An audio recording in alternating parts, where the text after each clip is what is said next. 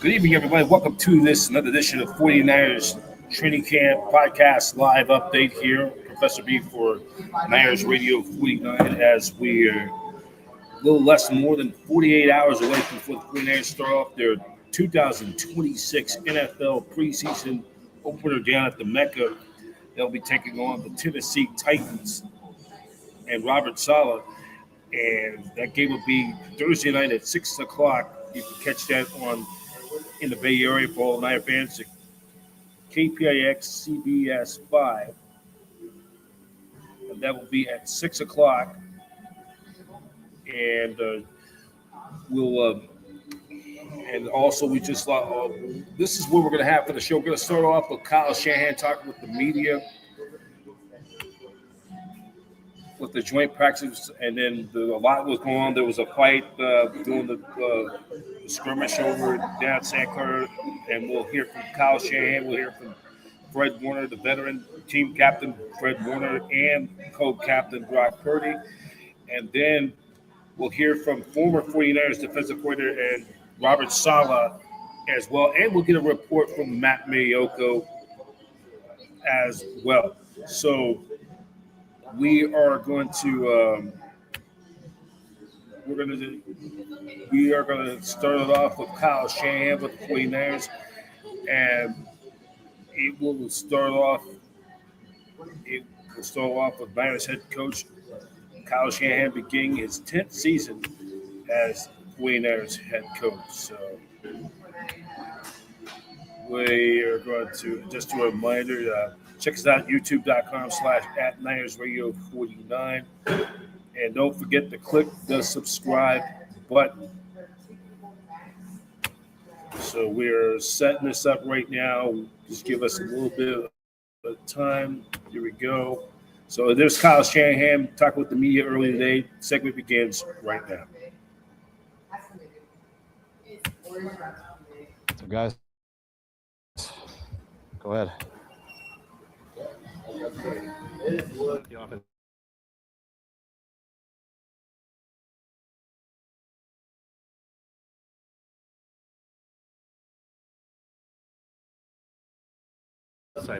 Two guys thrown out. I'm not sure. I just got told to, and I don't know if that's accurate. But I mean, you don't really care about scuffles. You just hate losing guys, and the player loses all the reps for the day, and then your position's down for the whole day. So that usually can be a chain reaction to other guys. So that's why we don't want that to happen. But you expect a lot of it, but don't want any punches thrown. You value these joint practices. Just on your initial impression after things settled in, did it seem like the kind of work you were hoping to get? Yeah, it's always different going against a different team because you're used to how you do things. So anytime you see something that's different or a guy's doing something different, everyone gets a little sensitive about it. But for the most part, I know the way Saleh does things and the way we do are very similar. So I thought it was pretty easy transition for us there. And it gets really old going against the same stuff every day and the same people every day. So it's a little more fun going against other people, and it'll be a little more fun watching tape here in a half hour. Looking at your top running backs, how did you think your offense did against them? I mean, I don't really totally evaluate it that way. Like, we made a lot of plays out there. I thought we moved the ball well. But there's a number of plays that we didn't make. I love the three backs that we had throughout practice. Just, that's a small amount of numbers. So not even worrying about ones, twos, or threes, just rotating them, trying to keep them fresh because the guys would be expected to play in the game here in 2 days also. So them just be able to get through it and get their assignments, respect to those guys for it. Ways on how Brock played, and particularly looked pretty sharp towards the finish. Yeah, usually Brock's a really good player, so I expect him to have good plays. So I notice all the bad plays, and I didn't notice many bad plays today. So I think he had a hell of a day. Who were the players you said who were kicked out? Or you were I'm not sure. It's a couple guys on defense, but I've got an idea, but I don't want to get one wrong. Speaking to us the other day was a big step for you. Did you have any repercussions from that, or was it okay? No, it was good. Yeah. Yeah, more often. Yeah. Evaluating my health is somewhat embarrassing, and I think getting old to everybody. So don't take it personal. I'm trying not to anymore. I was messed up, and I'm getting a lot better. So. You guys were anything more about Nick Bosa and what he's dealing with right now? Just soreness, tendonitis. It's a pretty normal thing with ACLs. Just talking to our guys, they say it happens about 90% of the guys we've had. So it's a normal thing, and so we got to be smart here for week to week. But feeling no concerns about them being any more than that. When it comes to Christian, I know that it feels like this is a little bit more precautionary than anything else, but is there any concern that this is something that could linger this year? No, my concern would be him toughing through tightness like a lot of people do, and then hurting something bad and pulling something, which then it could be a month. So that would be our concern. So once we hear him talking a certain way, Christian's a guy who needs to get prepared for week one. But also we're pretty confident what he's done before this. We're confident what he's done in these 2 weeks. And we just want to make sure that we don't make it something to be concerned about. The fact that he's been through this before, does that give you a little bit more optimism that you have a plan in place, he has a plan in place? Yeah, I mean, I honestly think everybody goes through this. I mean, when you have vets who know how to get ready for week one, and lots of guys have this stuff and you need to push through it. He's not a guy who needs to do that. So it's pretty simple with us. What did you see from Strickland today, and what have you seen from him? It's been good to get him back. I mean, we were excited some of the stuff he did that first week, and then he had, some tightness and stuff similar to Christian, and we took him off for, I think, a week. And so I want to guess this was like his 4th day back. So I just love him getting the reps. Like we love his talent. We love the character and just how he plays. It's such a different situation than Christian. We need to get him ready to play an NFL game. And it takes a while for rookies to do that. That's why a lot aren't ready for week one. So it's been really good to get him back. The way he attacks it each day, I think each day he's got better and better. And hopefully he doesn't have any injuries so he can continue getting those days in for week one. And if he does, I feel real confident about him. Like he accelerates well through the ball, through the cuts. Is that something you've noticed too? Yeah, I think, getting in and out of cuts has to do with being able to run fast and break down and stuff. But I think quarterbacks really feel guys who have good hands. And when you have good hands, you can run through the football. A lot of guys, you got to tempo your stride and stuff to kind of absorb a ball a little bit. And when you do that, DBs can knock it out. So when you have a lot of confidence in your hands and you got a real good hand-eye and you're aggressive with it, and he trains that way. He's got the ability that way. And that's something we look for a lot in guys that we liked about him coming out. The left guard battle between Jones and Colby. Did Jones do anything to kind of take a step forward in that battle? How do you kind of see that? I think it's too early to say. There's definitely is a battle there. It's open for anybody. Those guys will probably be the lead at it. Love to get Carver in that too. Him missing a week or whatever it was with his concussion made him out of it a little bit, but he's been out 2 practices in a row. So it's still early. We want to see those guys in the games too, but it's definitely a battle for us to see who gets that spot. Did you talk to Carver and Toth just about their concussions, and since you've endured it now? I saw him in the hallway, said, I feel for you. But not much more than that. Those guys got a lot more experience with it. And also what I've learned is every single one's different. So you don't always want to act like it's the exact same thing. But about the defensive changes, it definitely looks different. Did you bring Raheem intending for this defense to look considerably different going into the season? No, the first thing was, you always got to take a risk, when you hire people you haven't worked with or people you haven't gone against much. You can have an idea, but you really never know someone until you go through stuff with them. And I knew Raheem as a quality control for the 2 years I worked in Tampa, and was with them, I think, 2 of the 4 years in Washington, and then both of the years in Atlanta. So I always knew how good of a coach he was. And then, he started in Tampa too, ran real similar to what we did in Atlanta. And then when he took over for the Rams and I had to go against him, it was a completely different defense, which is really tough to go against. So first thing I wanted to hire was the person. I do love that he has experience in a lot of different schemes, but it wasn't that I wanted to just change everything. I do think you have to evolve. I think you look at us last year with Saleh, we evolved a lot. And did some things that he had done for the first time that he hadn't done, or we hadn't done in the previous 8 years. Raheem has experience with all of it. And I do think in this league with the way people know how to attack schemes and stuff, and you're not always going to, with injuries or just, you don't always have better players than the people you're going against. And when that does happen, you got to change schemes up. And we want the option to do both. Raheem has that experience, and I don't look at it as we're going to be totally different. But I love that we have the ability to be different. Kyle, how would you describe what a Robert Saleh-led team looks like and feels like? Saleh, as you guys know, coach, I respect a ton. When it starts with his defense, you know how sound it's going to be. Saleh's not going to put something in that he doesn't believe is sound versus everything. So it's going to be very disciplined. It takes a little bit of time to get the guys that elite at it. So he's going to do it over and over again. And I can see they're already way ahead of schedule. They've really competed today, and they definitely have a real good coach. Planning for playing time for Thursday? We have, but we haven't told any of the players yet. So there won't be many starters playing. We'll see with injuries today and stuff. And that doesn't mean none. But we got to balance that out. But we haven't told the players yet. So wait till we do that with them this afternoon. That was my question. Oh, there you go. I think some of your DBs have been pretty clear that they really appreciate Raheem's scheme and what he's telling them. And a couple of them is more so than they've ever been.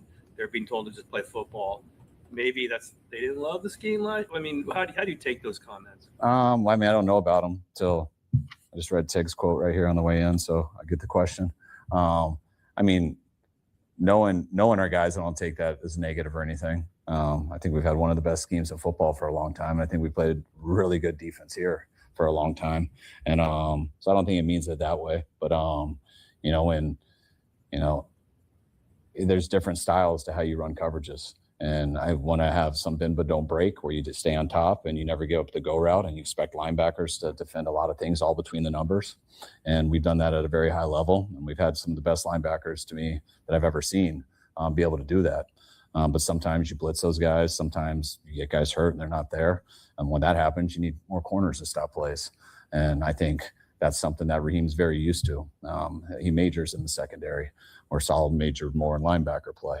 To be a good coordinator, you have to know all three levels, and they both do. But it's cool. I think those guys hear some different coaching points, and that's everyone. There's pluses and minuses to everything. But I think it's cool for those guys to hear some different coaching points that weren't as relevant at sometimes in other schemes, and that makes it a little bit more fun for guys. But sometimes having to stop too much isn't always fun either, and sometimes you want to chill and have someone else stop it. So it goes both ways. He made a lot of plays today. How have you seen his confidence grow as he's learned the playbook? Who's that? Stribling. The more he's out there, the more he'll get confident. Like I was just saying earlier, like we truly believe he's made of the right stuff. We know his ability, and now it's about him going through a lot of situations that he hasn't been through that I expect him to fail out a number of times in practice.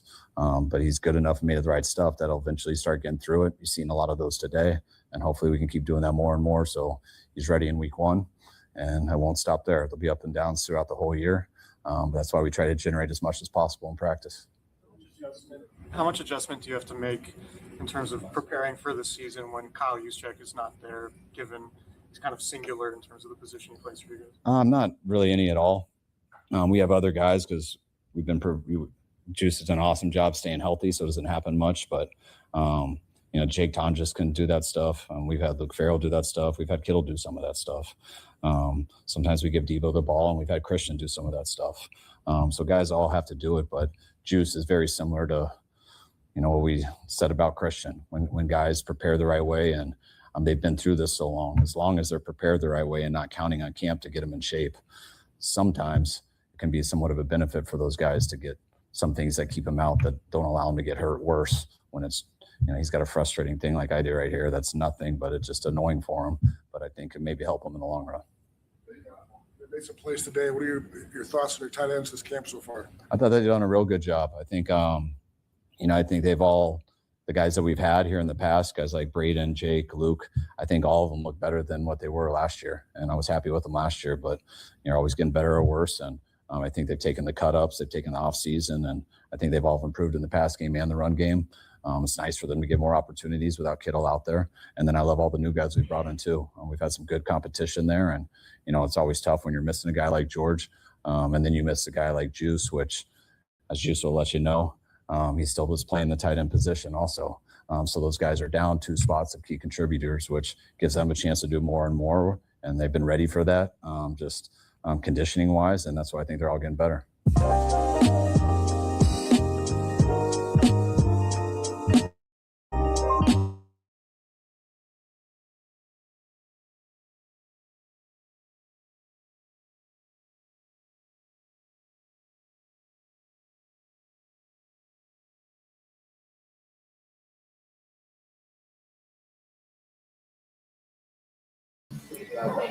All right, that was 49ers head coach Kyle Shanahan talking early with the media down in Santa Clara. There were some skirmishes doing the Niners Titans conjoined practice on earlier today. A couple of Niner players on the defensive side were both kicked out for throwing punches, and that was a no-no.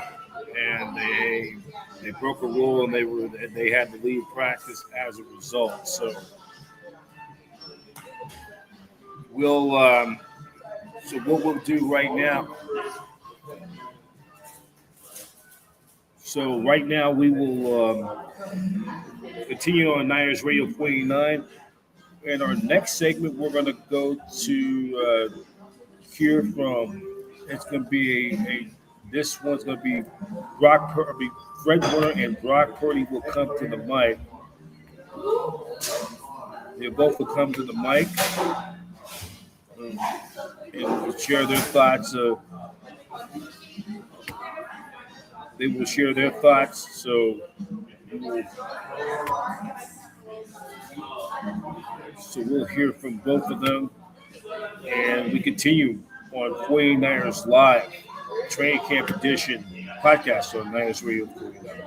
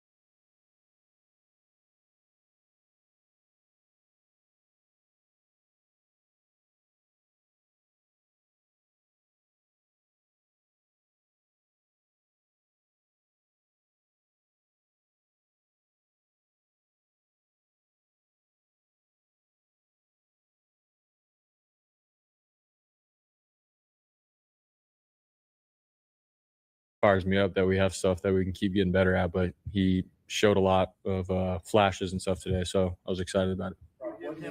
You hit him on one over the middle on a cross, and then Tom just on the next play where you also Layer Kinged it over a linebacker.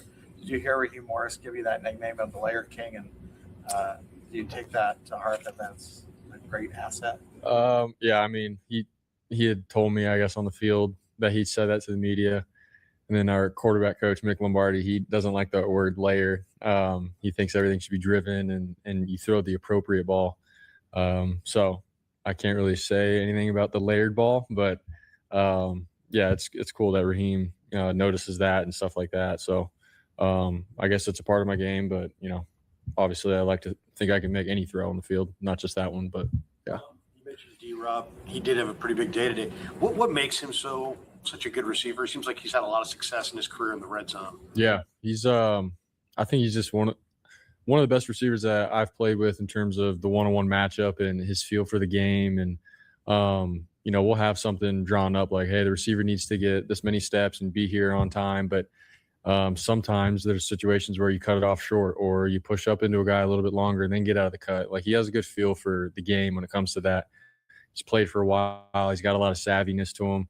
And obviously in the red zone and stuff, like, he's got length. He's got just the ability to go up and get the ball. So, obviously I learned a lot about him last year, but, this offseason and stuff, watching film on him, it's like, all right, we can give this guy more ops and have him be a huge part of our offense. So he's had a great camp. He's been out there every day, showing up, making plays and catches. Today against the Titans too, same thing. So I'm really excited for him.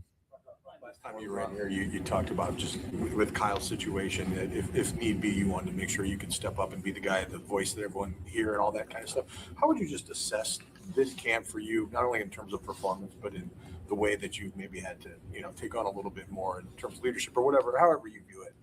Yeah. Obviously with Kyle being out and stuff, like, you could feel Kyle out there as a coach when practice is slow, when guys aren't on top of things. Like, he's a voice and a presence. Obviously he's the head ball coach, but he will bring us together sometimes and be like, dude, we need these next two periods, we need to be on it. We need to bring it. And so I think when he's been gone and stuff, I've had a couple opportunities just to be able to, I guess, use my voice and just my actions with the guys on offense, and just being able to pick guys up and also hold some guys accountable with things at the right time. And I think just hearing guys in the locker room and stuff, like, they like that. They feed off it, knowing that we care. It's not just to go out there and rip guys, but I care so much that, all these little things matter and they show up in the season at some point. And so I think for me, just being able to take that next step, especially with Kyle being gone, like, being a voice out there for the guys, get guys going, get them moving, getting in and out of the huddle, picking up the tempo. I feel like I've had to take that step this year with that, and it's been good. How do you know when it's the right time, and how did you figure that out? I mean, just at practice, the coaches have us playing situational things. It's third down, we don't get it. Now it's fourth down, and the guy runs the wrong route, and it's like, dude, it's fourth down here, and I need you to be where you need to be, and I need to make the throw. And but also, like, hey, I'm going to get on you, and it's not just to make an example. It's because I trust you and know that you can make that play. So let's get together and let's get it done. And I'm glad it's happening now at practice when it's 4th and 7, so that in season, when a game's on the line and we need to win, like, you're going to be there, and I'm going to make the throw for you and all those kind of things. So, I mean, we're working those things out right now in camp, which is good.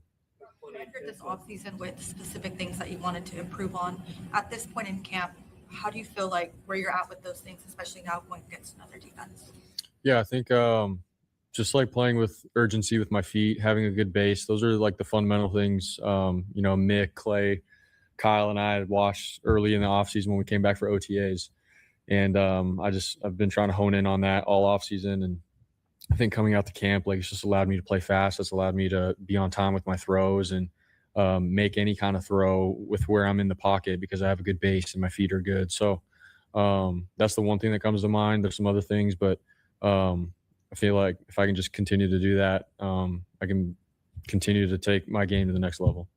On your side, but did you notice what was going on the other field, or at least early on? And does that kind of get to, up the motivation, up the whatever the intensity on your side, when you see your defense kind of slugging it out at every other play on the other side? Yeah, I mean, going into these kind of days, like, we have meetings before and stuff where Kyle's like, hey, protect the team, and it's about getting better and stuff. But like, as players, we all know that, this is going to be a really high, competitive, intense kind of day. And so, yeah, at one point, we had a little scuffle going. I look over in the other field, they're scuffling, and I'm sitting back there with Christian McCaffrey, and we're like, dude, like this happens. But at the end of the day, being smart, not trying to get hurt by punching a guy in a face mask or something like that. Like, try to be smart, protect the team. But I mean, it is NFL football. They came all the way over here to practice against us, and I'm glad it was. You could feel the energy and stuff, and we all feed off that. But yeah, I mean, it's a camp scrimmage for you. How important has it been for Debo's able to be out there, especially in the run game with your top 4 guys out? Yeah, it's been huge. Obviously, what Debo can do is awesome. He can run routes on the outside, the slot, come back in the backfield, run routes. He can run the ball from the backfield. So having him being able to, help out with the run game right now, just with our numbers and stuff at running back, has been huge. And it's good for him too to be able to come back into the system and get those reps, and have him being able to read out a run and bounce back gaps and make cuts. So that's been good for him. But also, like, it's been fun, like I said, having him back there to be able to run routes and have really good matchups. And he's still explosive and still the same Debo that we know, and made multiple plays today, even where if you get him the ball, man, he's going to break tackles. Like, if we're live, I was like, that's a broken tackle, that's a touchdown or whatever. Like, he's a playmaker. So glad to have our guy back. Do you want preseason reps in every game, or have you guys talked about that? How many series do you think you need in the preseason to prepare for week 1? I mean, last couple of years, it's been the last 2 games. I get a drive or 2, depending on the situations, and just try to, have that mindset of getting ready for a game, getting in pads, getting hit. But also, you want to be smart and safe and get to the regular season healthy. So those are things that, we'll talk about and whatnot. But I do think it's big, just in terms of getting a feel for an NFL game.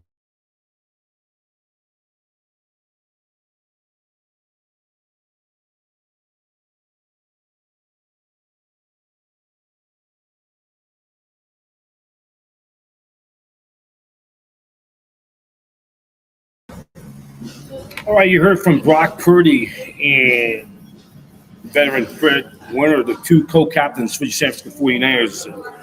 Niners getting ready for the season. There's all the video feed all for the press conferences we hear on Niners Radio 49 has been courtesy from 49ers.com. So we always like to give a shout, give them credit for it. 49ers.com for all the latest for the 49ers. We're going to take this quick time out, and when we come back, we have a special treat. We're going to do a tribute. Of course, last weekend, Roger Craig, one of my favorite backs, got inducted to the Pro Football Hall of Fame this past weekend. We're going to show you some highlights from the 1985 season when he became the first back to get 1,000 yards rushing and receiving. And then we will also hear from former 49ers defensive coordinator, new head coach of the Tennessee Titans, Robert Saleh. Let's take this time out. You're watching 49ers Live Training Camp Podcast Edition on Niners Radio 49.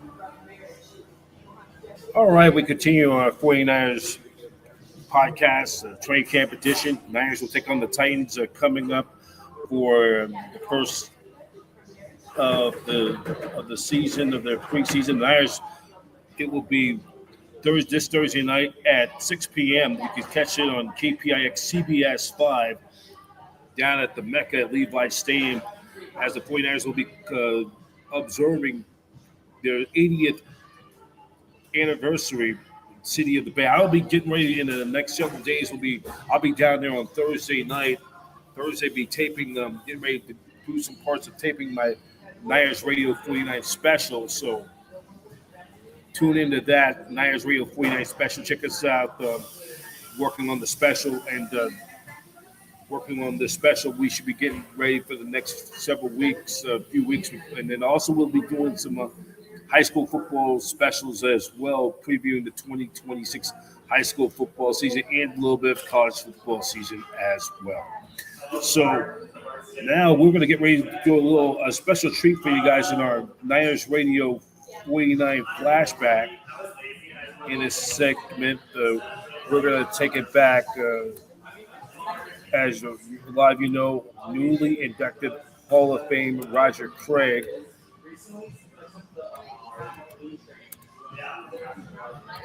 And getting inducted. There's some highlights from the 1985 season when he became the first back to get 1,000 yards in both rushing and receiving. You're going to like this clip. So this was a clip from the 1985 49ers NFL season highlight film. Craig had a great year. First back to get 1,000 yards in rushing and receiving, over 2,000 yards total yards from scrimmage. So this is our Niners Radio 49 flashback, which begins right now.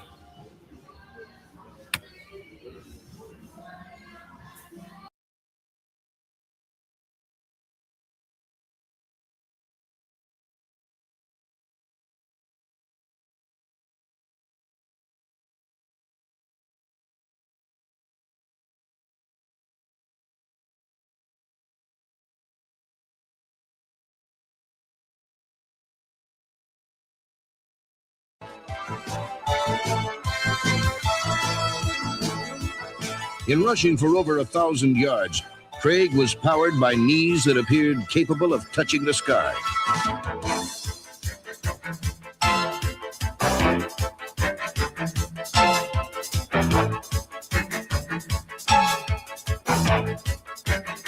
The graceful Craig often seemed to be running on 4 legs instead of 2. I would have to say I run like a gazelle.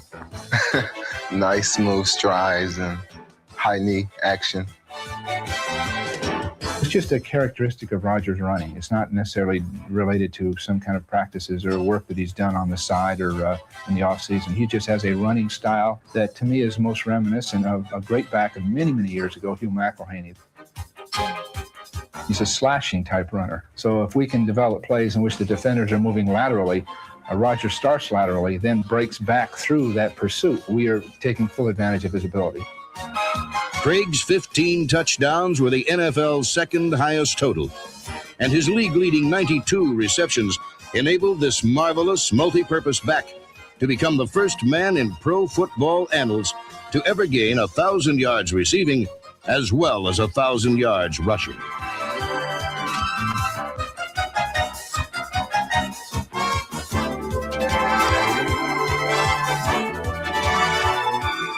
Roger just is so great after the catch. His fine receiving, but his running ability one-on-one in the open field is so outstanding that you find ways from that point to get him open. Roger can take the ball deep or short and can run excellent pass patterns. Roger's teammates voted him the Len Eschmont Award in 1985, and this kind of respect motivates one of the game's rising stars. I don't ever want to let my teammates down, because they mean a lot to me. The camaraderie of our players is phenomenal.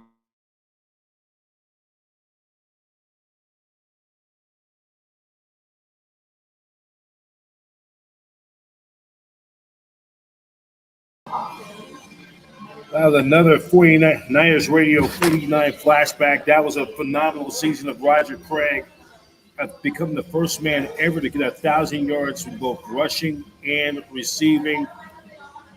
And then, of course, 3 years later, in 1988, he was named the NFC Offensive Player of the Year. I think he got in for the NFC. He helped the Niners win their third Super Bowl title of the decade. He also, he ended up getting Offensive Player of the Year, and which was long overdue. And we're going to listen to his Hall of Fame speech in a little bit. We're going to now, in our next segment, we'll hear from Robert Saleh, former Niners defensive coordinator, now the new head coach of the Tennessee Titans. They had the conjoined practice earlier in the day, and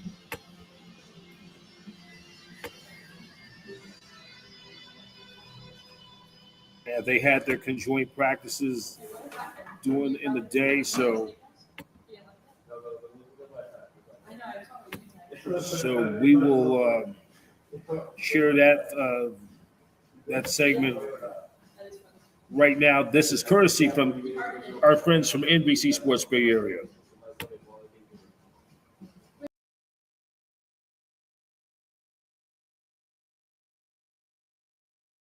Started out the day a few skirmishes here and there. Did you have to talk to your guys to kind of settle them in? I was with I left that up to Dave's. I don't think he did a good job. No, we were. That's always going to get heated. I thought both teams conducted themselves the way they needed to. I think there was a lot of great tape to watch, but it was a productive day. How did you think things went overall, and how did you kind of divide your time? I was with the defense the entire time. We'll see what the offense looked like. Heard it went pretty well, and there's like I said, a lot of great things to look at. Felt like there was a lot of back and forth in terms of some good, some bad, but definitely things that we can learn from. You're familiar with the pass rush you left behind here. They did a ton of moves. Seemed like they were in your backfield a lot. I know I'm asking you a comment I stuck you into. Yeah. Seemed like you guys took a lot of pass rush from them offensively. And if you go back and that's the case, where do you go from there? You just continue to try to find ways to get better. And we'll see the tape, and we'll see whether it was a timing issue with the receivers quarterback or whether it was a one-on-one issue with the O-line. But until I see the tape, I won't be able to give you looking at the answer. Looking at the interior part of the line, we saw Carmona get some early reps at the end. After doing so on Sunday, is that just earned that, or is it still it's all you got to earn it to be able to get in there. He's been doing a nice job.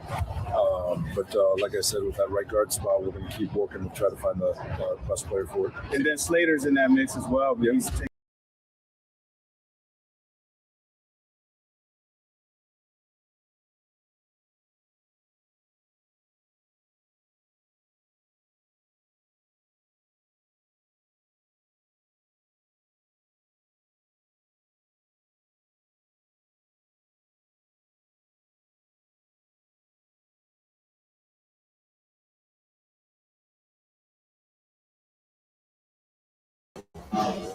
All right, that was Robert Saleh. A little bit of that footage there was from our friends courtesy of NBC Sports Bay Area, as he got reacquainted with the media and talking with the Tennessee Titans as well.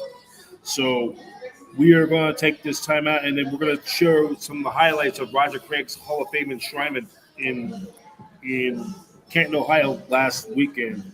So, Professor B, you were watching 49ers Live Training Camp Podcast Edition. Check us out on youtube.com/@NinersRadio49. And more importantly, please click the subscribe button. That's very important. Click the subscribe button. Our goal is try to get to 1,000 subscribers, and we continue to build this thing. 49ers Live Podcast Training Camp Edition. We'll be right back.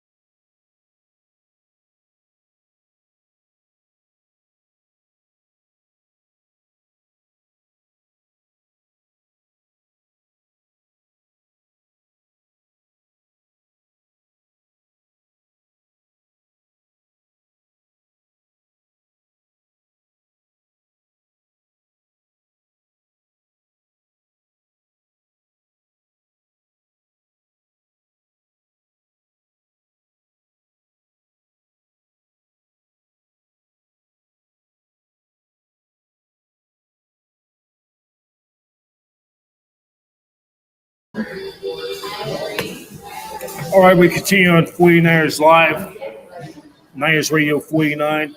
Professor B, our next segment, we're going to do another Roger Craig tribute. This was from the 1988 regular season. Roger Craig, that season, was the NFL's offensive player, or the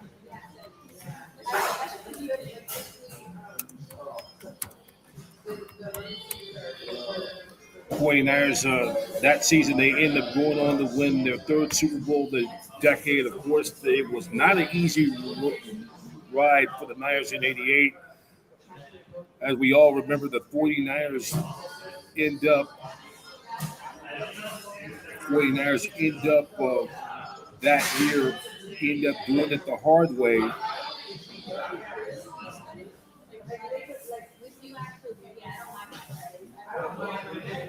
And Roger Craig in 1988 was the NFC and the NFL's offensive player of the year in 88.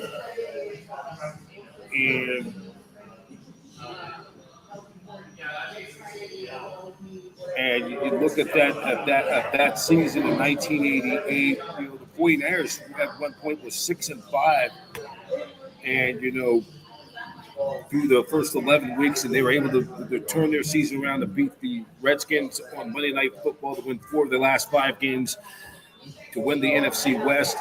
But this was one of the highlights of the year for Roger Craig.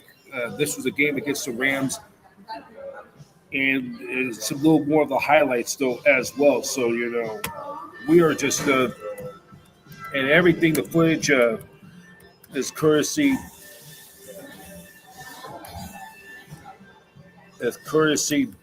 of NFL Films.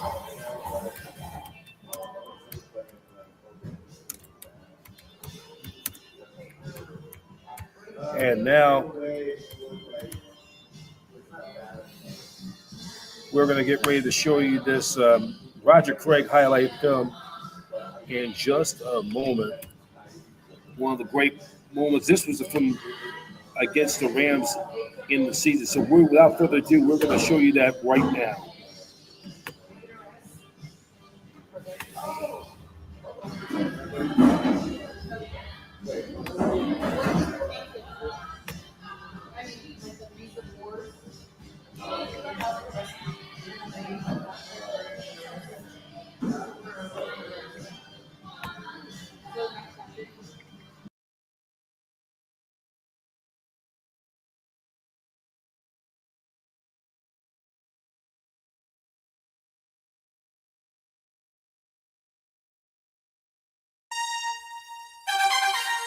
To get the 49er Express back on track, the team turned to a runaway locomotive wearing number 33.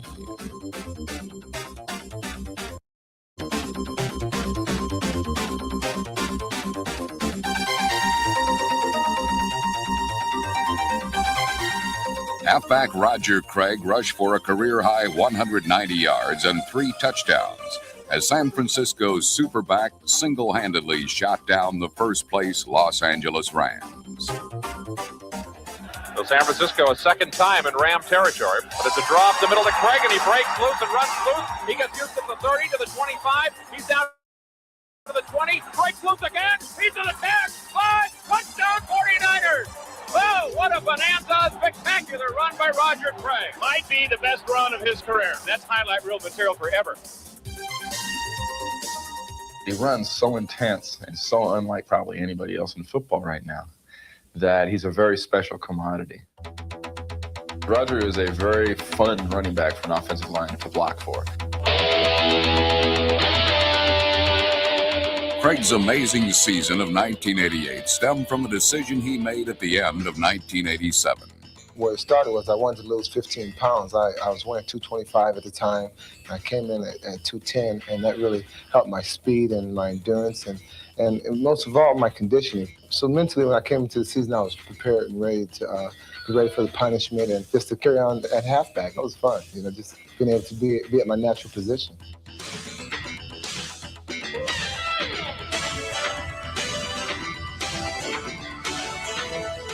A sleeker, more compact Craig now posed even more problems for the opposition. His strength is He'll knock you out with them knees. He kicks them so high, man. I tell you, I hate to come off the block trying to hit him. I've never hit him in his legs, and I never will. But I'll hit him in his chest. I'll hit him around his neck. I'll hit him in his head. But I'll never hit him in his legs because he has those knees up so high. Man, I'm telling you what, you can hurt yourself. You put your head down there, he can rip your head backwards. Craig also ripped apart the 49er record book with over 1,500 rushing yards, performing in a style similar to another San Francisco legend. It's just a characteristic of Rodgers' running. It's not necessarily related to some kind of practices or work that he's done on the side or in the offseason. He just has a running style that, to me, is most reminiscent of a great back of many, many years ago, Hugh McElhaney. He's a slashing type runner.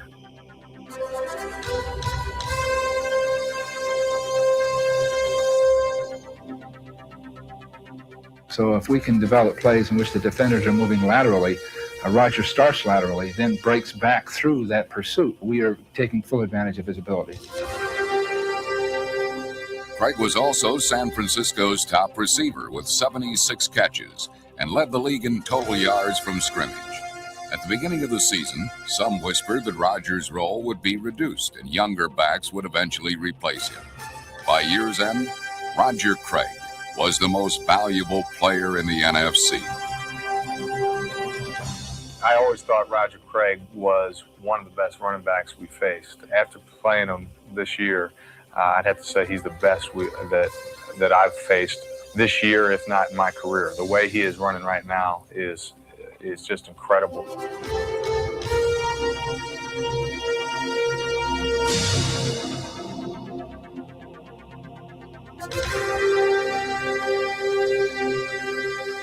What makes Roger Craig so special is his heart. To me, when a person exudes that on the football field, you have to watch that. You want to see that because you're gonna get some of that. He's the type of person that gives his heart to not only himself but to his teammates, and it shows.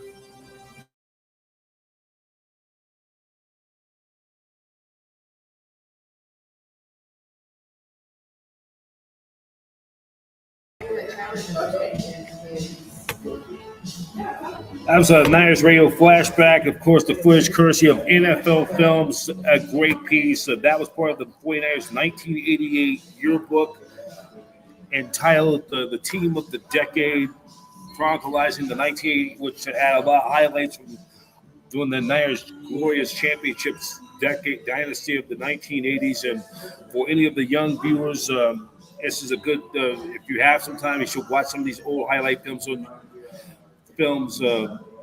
Talk to your parents or whatever. This was some great stuff.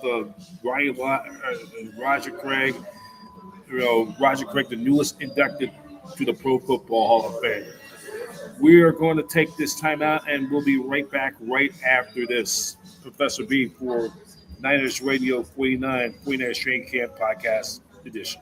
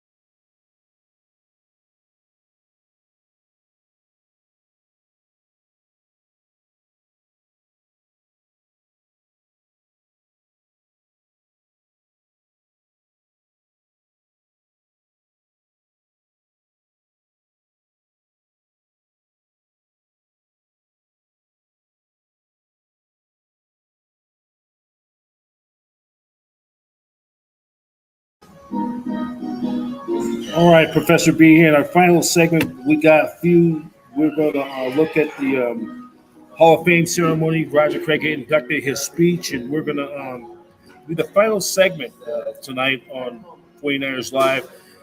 Roger Craig, newly inducted to the Pro Football Hall of Fame. We'll hear his speech, and we're gonna. You're gonna really like this. So that's gonna be our final segment for this evening, and we'll show you that segment right now. Then we'll wrap it up.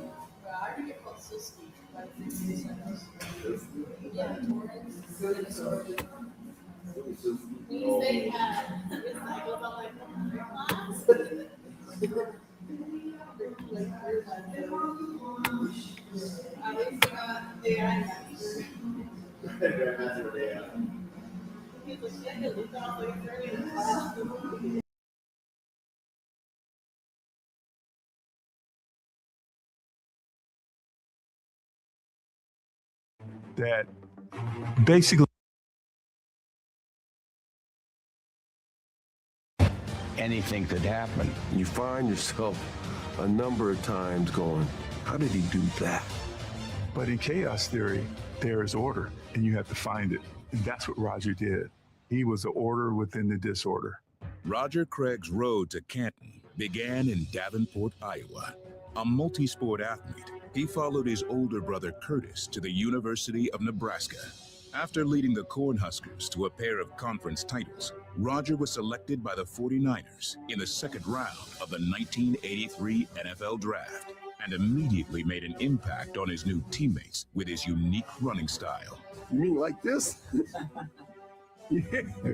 I had the honor to play with Roger in elementary, in junior high school, in high school. We were college roommates at the University of Nebraska. We got to play together with the great San Francisco 49ers.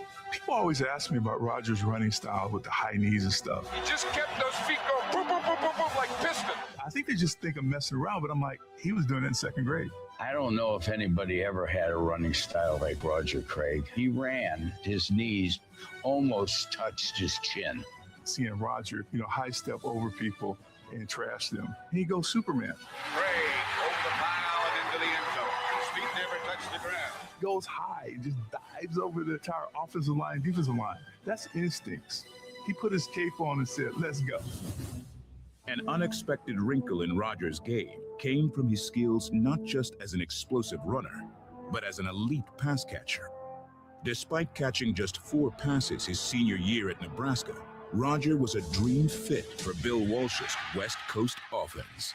Bill Walsh saw that Roger could do more than just, carry the ball 32 times. When the 49ers drafted Roger Craig, it made him a different offensive team. I think the versatility of him being able to be a receiver created so many other things that Joe could do. If I do get in trouble, who can I go to? I really and truly think if Roger was not on our team, we may have had some trouble with the West Coast offense because he made it happen. Roger Craig quickly established himself as not just a great receiver, but a record-breaking one. After Roger Craig catches the ball, you better look out. In 1985, he became the first player in NFL history with 1,000 yards rushing and 1,000 yards receiving in a single season, a feat that has only been accomplished twice since. It's almost inconceivable that somebody could do that. Once he got to about 600 yards of receiving and about 800 yards rushing, he said, I'm getting it, Jamie. I don't care what happens. They're going to drag him out the film. To have that year that he had. Roger Craig has done something that no one else has ever done in the history of the NFL. He was willing to do all the little things that you have to do to be great. It was not just about Roger. It was about the fact that he's changing the game. He's showing that backs can be versatile. That versatility not only changed the way the NFL looked at running backs, but also showed up in the biggest moments on the game's biggest stage. Roger won 3 Super Bowls with the 49ers and had over 100 scrimmage yards in each of those wins. And in a decisive Super Bowl 19 victory, Roger became the first player to ever score 3 touchdowns in a single Super Bowl. That Super Bowl was obviously a great win. Roger had a phenomenal game. And Craig goes in for the score. Joe Montana had a phenomenal game. Over the left side, caught by Craig all the way to the end zone. Touchdown. I thought they should have been co-MVPs. There he is, Roger ever to score 3 touchdowns in a Super Bowl. Roger Craig retired from the NFL as just the 12th player to ever have over 13,000 career yards from scrimmage. And while the knock from Canton took longer than expected, the moment couldn't have been sweeter. Welcome to the 2026 Hall of Fame, bro! The reason we celebrate him today is because there's no one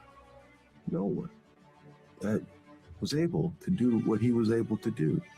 I've never seen another player with his style, his desire, or his competitiveness. That's why it was so important that this man took his rightful place in the Pro Football Hall of Fame. Congratulations. I love you. Love you, brother.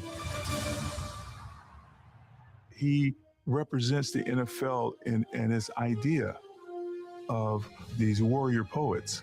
He was a gladiator, and yet he was a kind human helping others.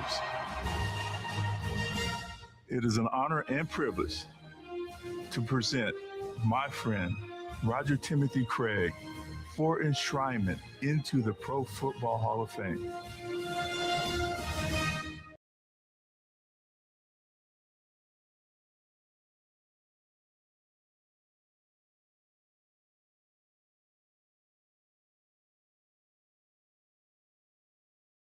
The images Roger Craig puts me back in a time warp during my youth when I started watching the 49ers back in the mid-'80s. I enjoyed every moment of that. Of course, in case you also didn't realize that Roger Craig suffered from CTE, as he now going to have another battle, but it was well worth the wait. A lot of people say, and yours truly said, Craig should have been there years ago, which I totally agree. And he got overlooked numerous times. Everybody focuses on the one bad play, the fumble, and in the NFC Championship game against the New York Giants that cost the Niners the 3-peat. And that's just part of life. And life's not fair sometimes, but sooner or later, the law of averages, the misses when you got denied finally came in. So Craig gets inducted to the Pro Football Hall of Fame, not to mention Luke Kuechly and for the Panthers, Drew Brees for the Saints and Chargers, and Larry Fitzgerald, who has been a 49er killer over the years. All got inducted to the Pro Football Hall of Fame class of 2026. Congratulations to all. We're going to get ready to wrap it up for this another edition of 49ers live training camp position. The Niners will take on the Tennessee Titans, and we like that for all the footage we've seen on there.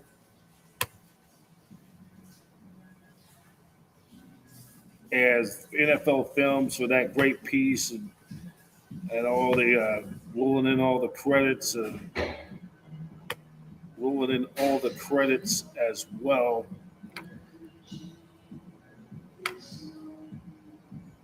So as we get ready to also